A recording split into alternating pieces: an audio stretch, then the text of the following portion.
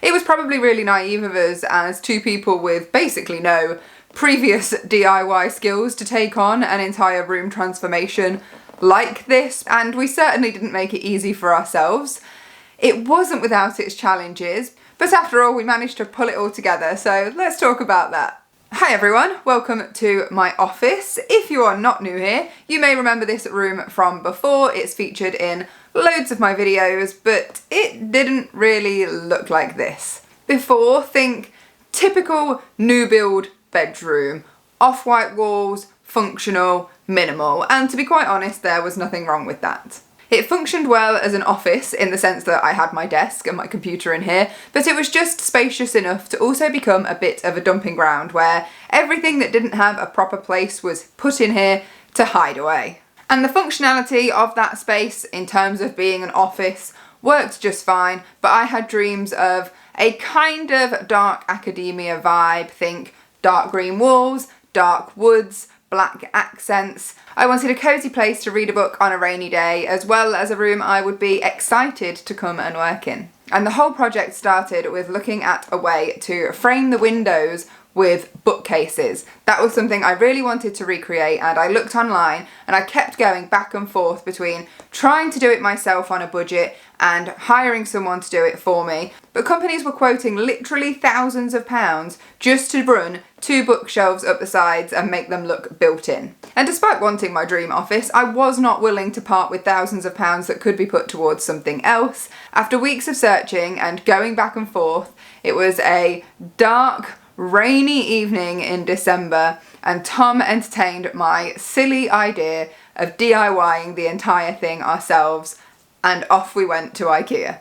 And you may be thinking, IKEA just isn't the vibe, but trust the process and stick around for a cost breakdown at the end. And so the first purchase that we made of this project was in fact the most expensive, and that was buying the bookcases. We purposefully bought them too big so we knew they'd at least fill the space, with the intention of finding a way to cut them down to size and then find a way to put all the connection holes for the fittings back in accurately. And already we realised we'd bitten off more than we can chew, and we were so lucky that my granddad came to the rescue. My granddad had the know-how and, importantly, the tools, and offered to do it for us. And so we measured everything up, double checked, triple checked, took them down to him, and he had them for well over a month, and he did a fantastic job cutting them down to size for us, and he even assembled them knowing he had to put all the connections and drill all the fitting holes back into them. Not bad for a man in his 80s, working out in the cold all through January and into February. In the meantime, Tom and I painted the room and we moved out all of the old furniture that we wouldn't be keeping in the room. And when the time came, we moved the shelves in. We stacked them up and we fitted them to the walls. That was not without its problems. We did have a little bit of difficulty when we were trying to fix them to the walls, but we are not experts, and we learnt as we went, which was a good experience for both of us. We now do have some more skills in DIY than we started with. I was still set on giving the shelves a built-in look, and I wanted to completely box them in as well as create arches over the tops. And again, we decided we would find a way to do this ourselves on a budget. And so we ordered huge sheets of MDF to do this, and we measured up again, we drew out on them, we cut them, we sanded them, we primed them, we painted them, and eventually we were able to attach them to the bookcases. And I made that sound like a really quick process. It certainly wasn't. It did take time, and I'm a very impatient person, and Tom had to be that voice in the background all the time telling me not to rush and to take my time with things to get it right. And to finish off the bookcases, we also got some little wooden moulds that we painted all in the same green and attached to them to finish off. We sanded and stained a small dining table that used to be in Tom's kitchen at his old house, which we moved in to use as a desk. We also sanded and stained 2 of the dining chairs to match, and a small side table that used to belong to his grandparents. I wanted to stain my old filing cabinets so that they matched the same dark wooden colour, knowing as well that using a dining table meant that there weren't any desk drawers, and that's something that I wanted to have. However, my filing cabinet isn't solid wood, it's that acrylic coated stuff, and so there was no sanding that off and staining it. So instead I wrapped it in a wood effect vinyl wrap and then just changed the handles. And then came to furniture. We both wanted to keep this brown leather armchair that again belonged to Tom's grandparents, and in fact we've got quite a few bits of theirs, really adding character to this room. We also used a trunk that belonged to his granddad that has travelled the world for decades and, like him, has now retired. We used it to create a makeshift window seat, and it's also great for extra storage. We moved in the desk, the drawers and the small table, which is a perfect place for me to keep that painting that I started 3 years ago and still haven't finished. We did buy a new rug and new curtains, but then all of the other soft furnishings all came from Tom's old house, as he already had those. We used Tom's lamps with Edison bulbs because I really liked the vibe that they gave, but we did need to buy a new light shade. I went for a smoky glass one and got an Edison bulb for that to match the lamps. And then we also used a gold lamp that I already had as a desk lamp. The last DIY thing we had left to do, and we had survived this far, was to put up a curtain pole,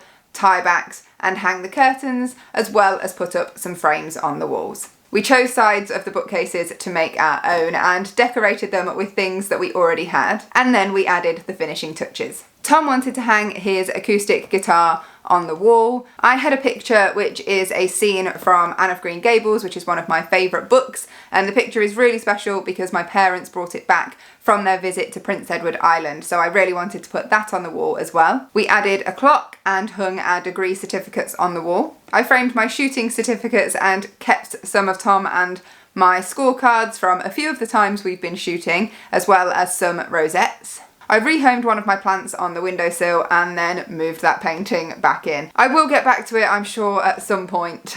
And that short story is what took us, in reality, 5 months to create. And I'm so happy now to be sat in this room. And believe me, it wasn't without its challenges. And quite honestly, given that we had very limited experience with this project, I don't think either of us imagined. We hoped, but I don't think we imagined that it would turn out as well as it did. And it's actually something that we are both really proud of, and we both just love the space. I think we can agree it is now our favourite room in the house.